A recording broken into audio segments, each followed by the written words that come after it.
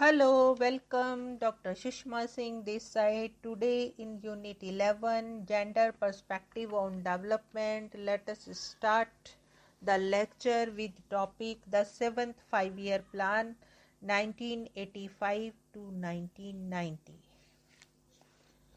The 7th 5-year plan emphasized provision of gainful employment to women and youth.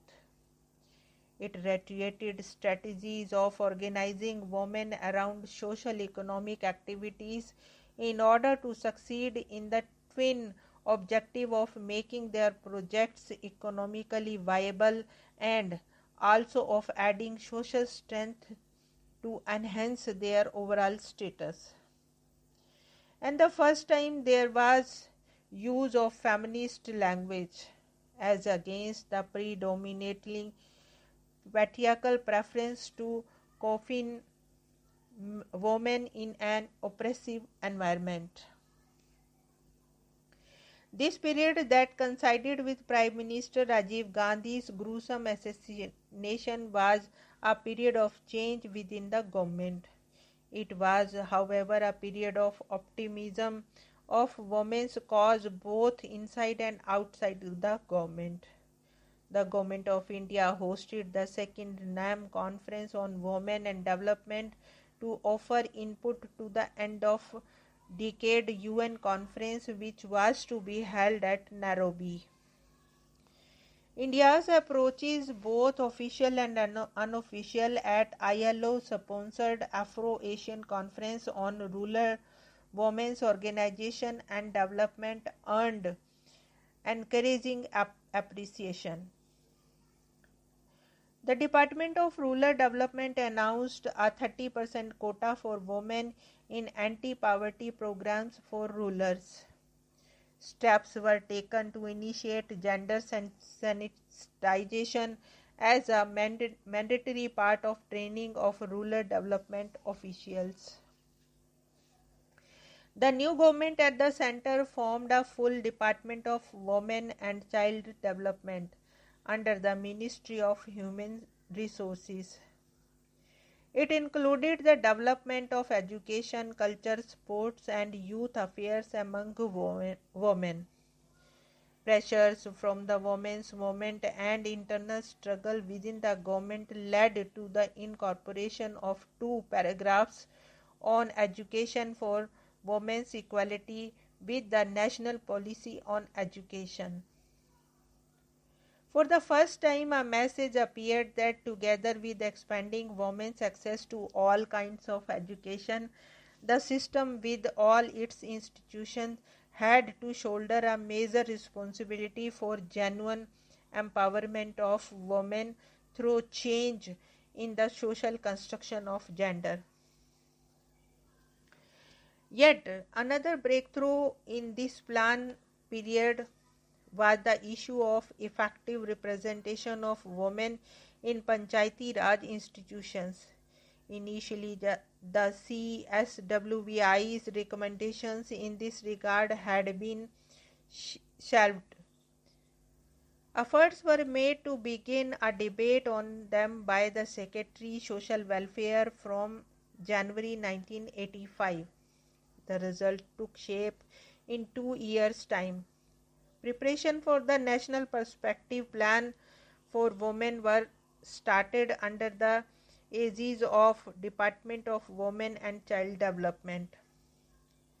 The National Commission for Self-Employment Women was set up to articulate the problems, needs and aspirations of working women in this poverty sector.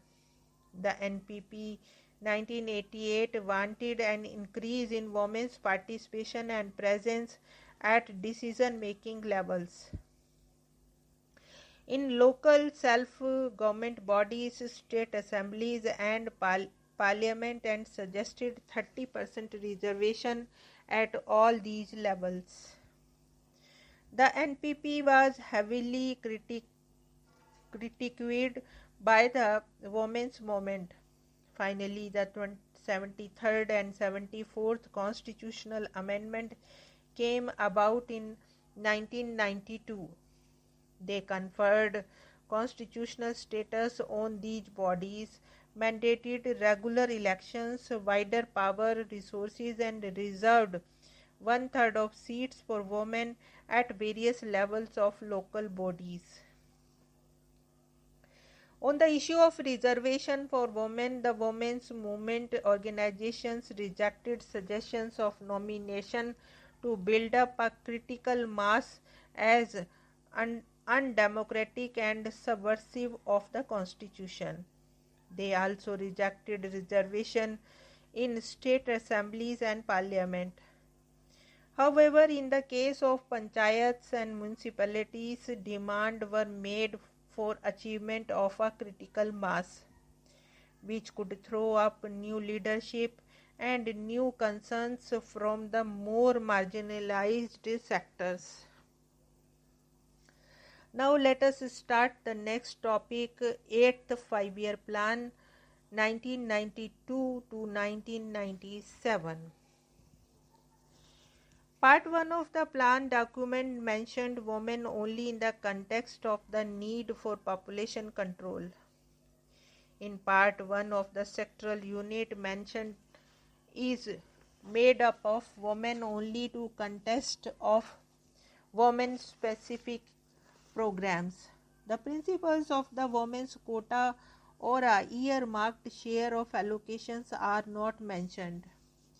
The new features in the section of women's development include a paragraph on violence against women and a 2-page situational analysis which highlights the problems of higher mortality, lower education, and increasing unemployment for women. The conceptual, methodological, and perception biases regarding value of women's work compounded by women's concentration in the formal sector resulting a casualization, non-protection of labor laws, and inaccessibility to credit, technology, and other types of development assistance. The girl child got a paragraph for the first time with the promise of special programs.